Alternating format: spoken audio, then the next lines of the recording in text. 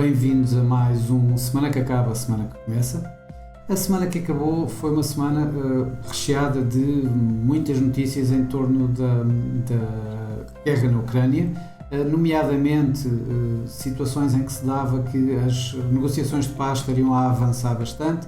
Isso acabou por ter um impacto bastante positivo nos próprios mercados. Mercados esses que, curiosamente, e ainda numa situação em que continuamos com matérias-primas, preço de matérias-primas muito elevadas, situação de instabilidade que qualquer guerra dá, mesmo assim começaram a recuperar dos últimos mínimos.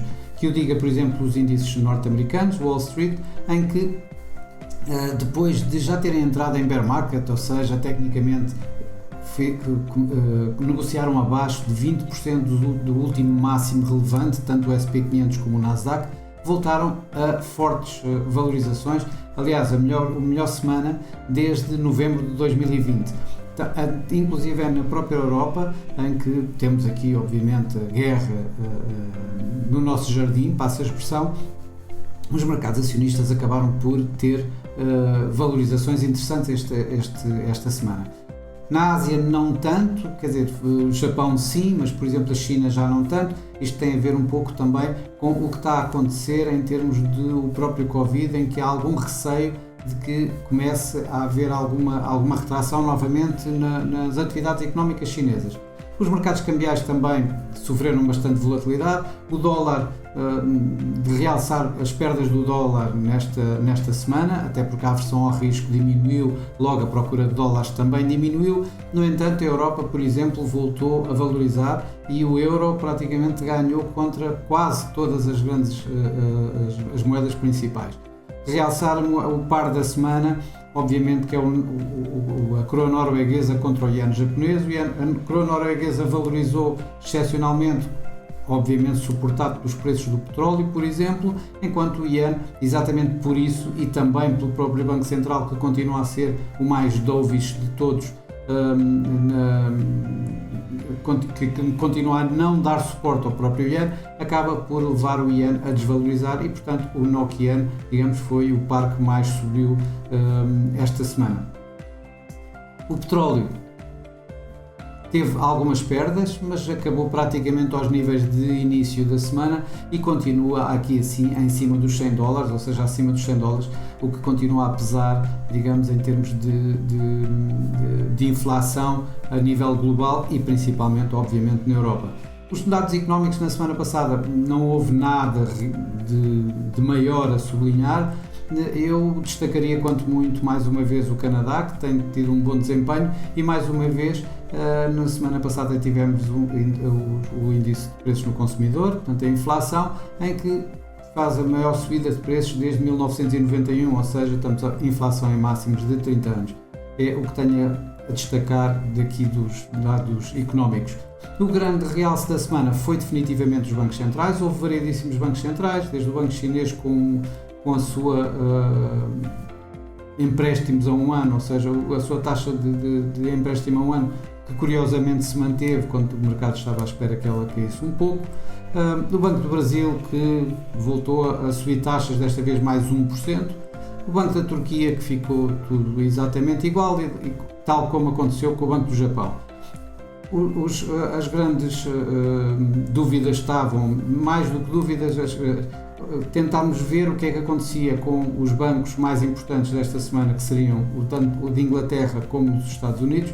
O Banco de Inglaterra acabou por subir as taxas em 25 pontos base, como era de resto mais do que esperado, de 0,50 para 0,75. No entanto, a comunicação já foi bastante mais dovish, digamos, dando algum a entender que poderão começar a acalmar, digamos, esta forte subida de taxas de juros. Eles vêm de 0 até 0,75, com três subidas sucessivas, e portanto eles dão sinais de que as coisas podem acalmar um pouco quando o mercado estava à espera de mais. Isso poderá impactar a Libra. Por outro lado, nos Estados Unidos, esse sim era a grande questão. Obviamente que começaram um novo ciclo de subidas de taxa de juros, subiram 0,25, ou seja, do intervalo de 0 a 0,25 passou para 0,25 a 0,50. mais importante do que isso, as projeções, os dot plot que aqui estão, era isso que o mercado estava à procura. E realmente os dot plot assentaram como que uma luva no próprio mercado. O mercado estava à espera de 6 a 7 subidas de taxa de juros para este ano e foi isso que os dot plot projetaram, ou seja, todos os membros do FOMC aumentaram as suas projeções para este ano, de modo que em lugar das 3 projeções que estavam feitas para este ano de subida de taxa de juros ainda há 3 meses, passaram para 7, ou seja, esta que foi mais 6. Isto realmente dá um sinal bastante hawkish, o que é interessante ver que ainda assim o dólar não ganhou durante esta semana, ou seja, o mercado estava, como eu disse, bastante à espera exatamente disto. Isto foi realmente o que mais impactou durante a semana que passou. A próxima semana vai ser uma semana, em termos de macroeconómicos, em termos de dados, praticamente nula, bastante com dados pouco importantes. Acho que vai haver muito mais,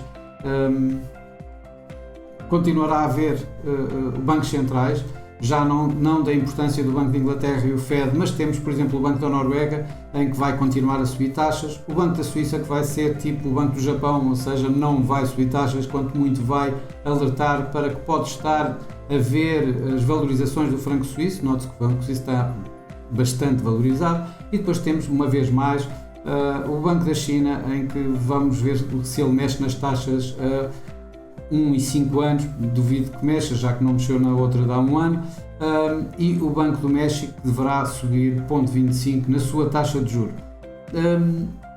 O mercado irá olhar provavelmente para a Covid, na medida em que, contrariamente àquilo que às vezes nós podemos eventualmente pensar, continua lá, a Covid é uma realidade, os números estão a aumentar tanto na Europa, na Ásia já é um facto, e na Europa também começam, e portanto a Organização Mundial de Saúde inclusive já alertou a semana passada para alguns cuidados, porque a Covid continua a matar, e portanto este assunto poderá voltar novamente à baila dos mercados e a conseguir colocar aqui assim alguma pressão suplementar nos mercados. Isto em conjunto obviamente com, que para mim deve ser o evento da semana. Em Bruxelas teremos a reunião dos chefes de Estado da Europa e também uma cimeira extraordinária da NATO, em que Joe Biden estará aqui a assistir e que irá inclusive também à reunião dos chefes de Estado na Europa. Esta reunião dará seguramente mais alguns dados sobre a Ucrânia e provavelmente vai ser focada nas políticas fiscais para, digamos, aguentar o impacto gerado agora também pela guerra. Para já é tudo, para a semana temos mais, uma boa semana de negócios e até para a semana.